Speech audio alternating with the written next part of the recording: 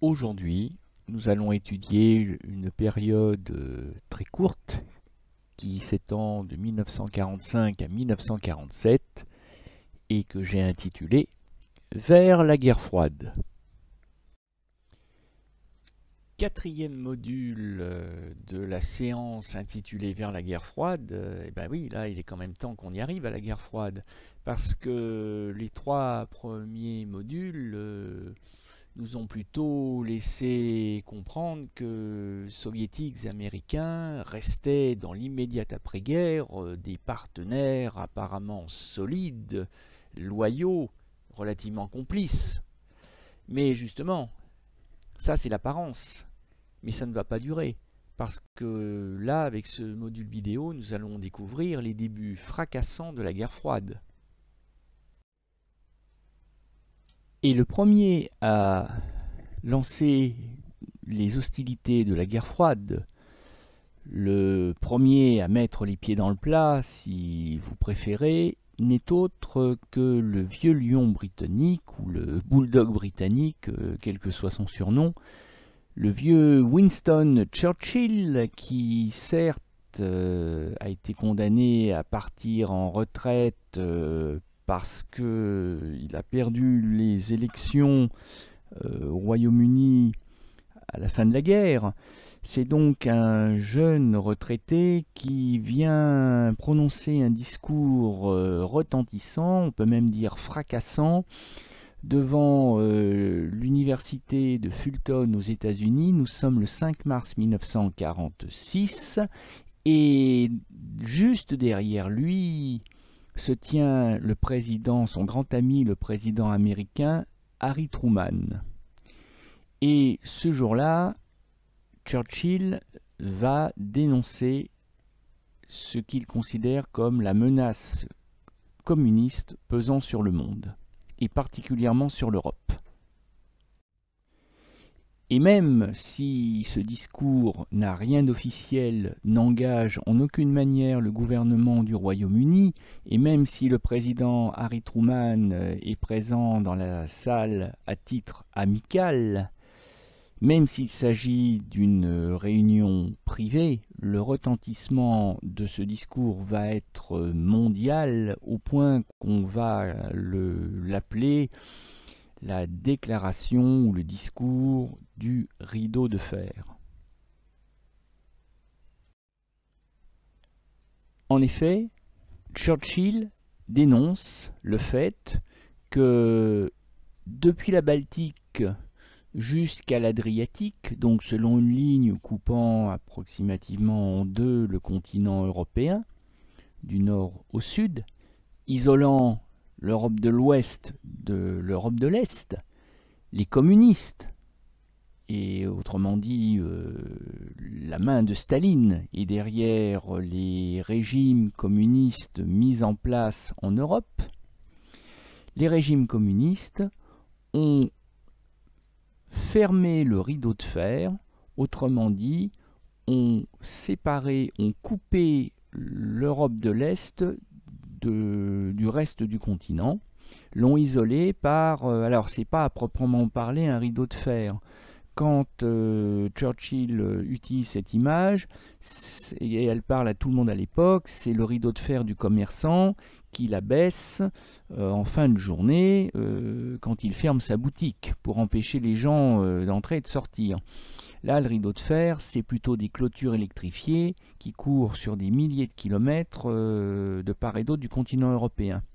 En fait, ce que veut dénoncer Churchill, c'est le fait que Staline a mis la main sur l'Europe de l'Est au mépris de ses engagements pris lors de la conférence de Yalta.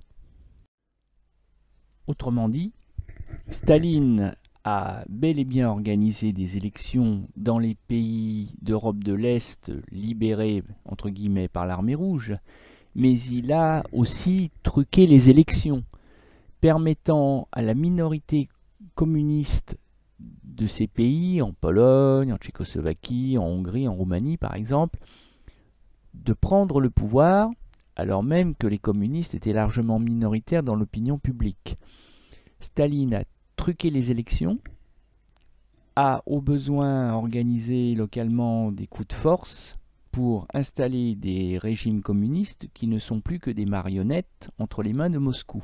Et plus grave aux yeux de Churchill, c'est que ces régimes communistes sont naturellement des dictatures et qu'elles privent les citoyens polonais, roumains, bulgares, etc., de leurs libertés et de leurs droits les plus essentiels, et qu'au fond, Staline montre là son vrai visage, et le communisme montre là son vrai visage, le visage d'un régime totalitaire, dictatorial, mais surtout totalitaire.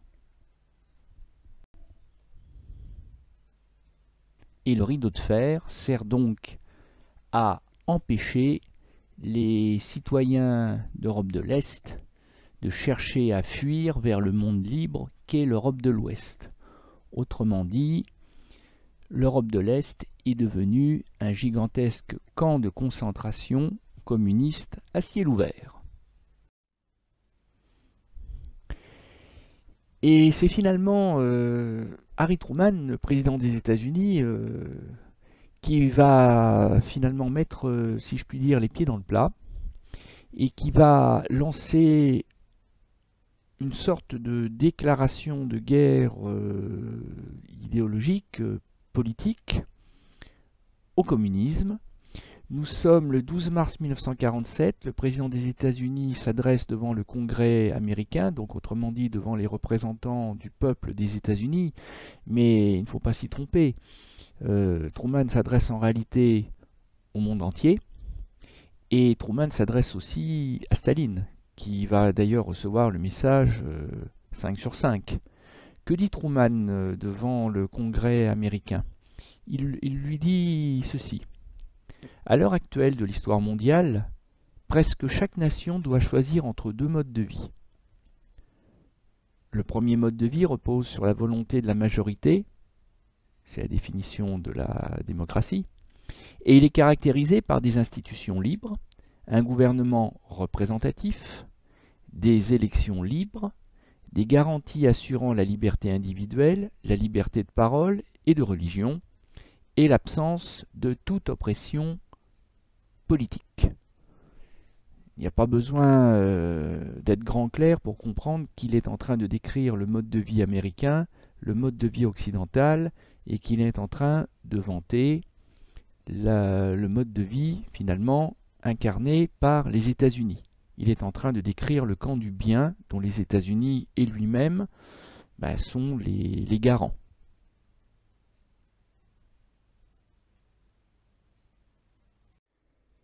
Mais c'est le président des États-Unis, Harry Truman en personne, qui va enfoncer le clou et qui va finalement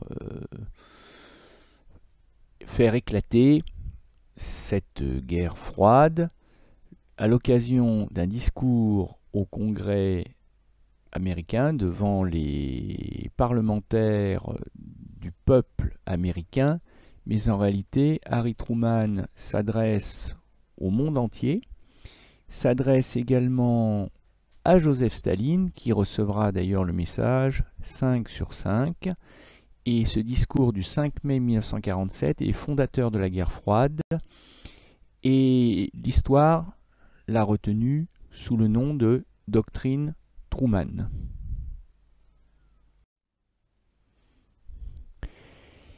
Et c'est finalement Harry Truman, le président des États-Unis, qui va finalement mettre, si je puis dire, les pieds dans le plat, et qui va lancer une sorte de déclaration de guerre idéologique, politique, au communisme.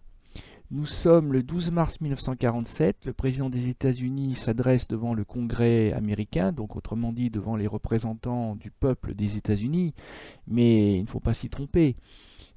Truman s'adresse en réalité au monde entier, et Truman s'adresse aussi à Staline, qui va d'ailleurs recevoir le message 5 sur 5. Que dit Truman devant le Congrès américain? Il lui dit ceci. À l'heure actuelle de l'histoire mondiale, presque chaque nation doit choisir entre deux modes de vie. Le premier mode de vie repose sur la volonté de la majorité, c'est la définition de la démocratie, et il est caractérisé par des institutions libres, un gouvernement représentatif, des élections libres, des garanties assurant la liberté individuelle, la liberté de parole et de religion, et l'absence de toute oppression politique. Il n'y a pas besoin d'être grand clair pour comprendre qu'il est en train de décrire le mode de vie américain, le mode de vie occidental, et qu'il est en train de vanter le mode de vie finalement incarné par les États-Unis. Il est en train de décrire le camp du bien dont les États-Unis et lui-même sont les garants.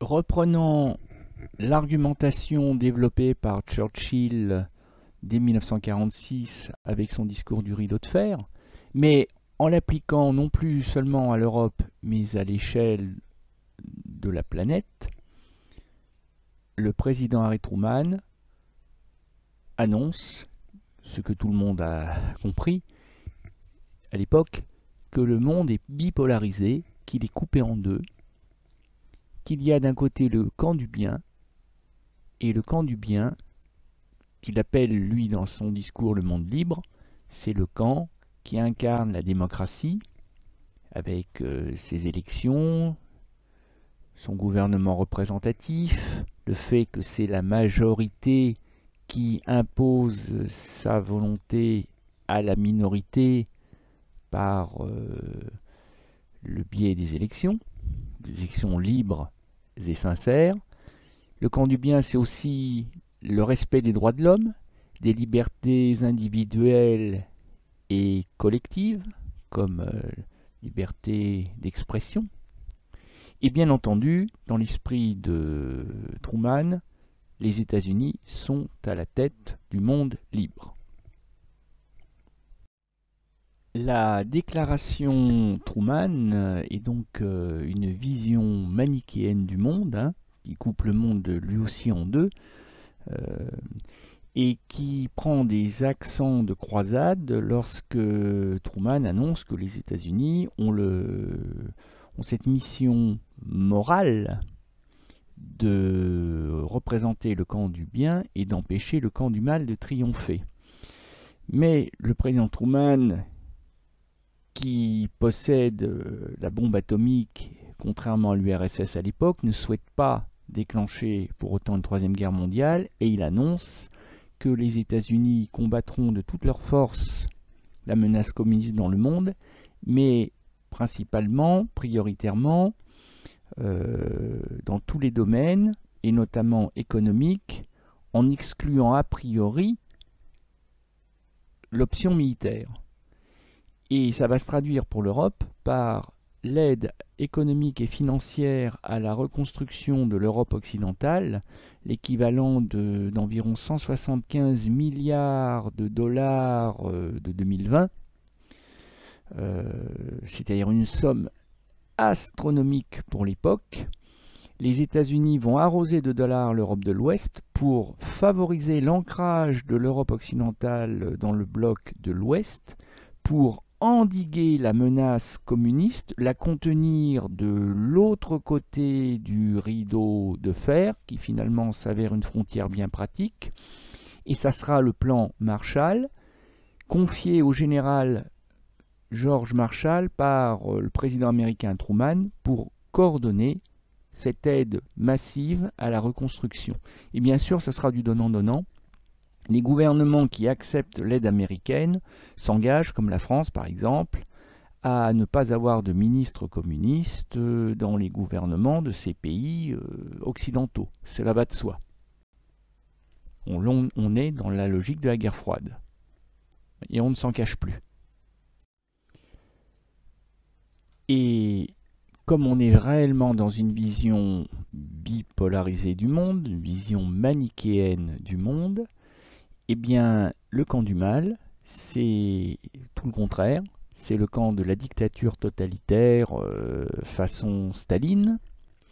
C'est donc la négation absolue des droits de l'homme, des libertés individuelles ou collectives, comme le dénonce avec une ironie mordante cette affiche de propagande du mouvement anticommuniste Paix et Liberté, financé par les services secrets américains, et qui compare ironiquement les goulags, ces camps de concentration soviétiques, aux camps de vacances.